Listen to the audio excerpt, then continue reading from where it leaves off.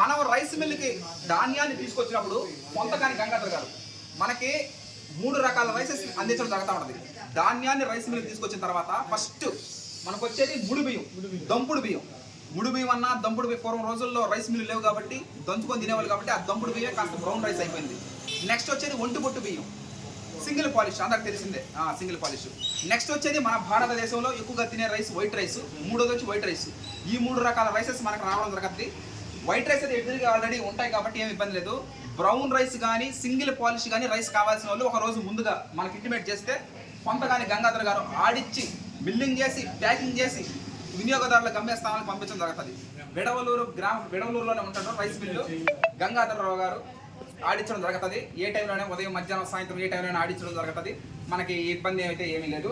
గంగాధర్ గారు మనం రైస్ వాళ్ళు ఏది కోరుకుంటే సింగిల్ పాలిష్, బ్రౌన్ రైస్ అయితే బ్రౌన్ రైస్, వైట్ రైస్ అయితే వైట్ రైస్, ఏదైనా వాళ్ళ కోరిక మేరకు వాళ్ళు ఏది అడిగితే దాన్ని పంపించగలుగుతాం. Thank you.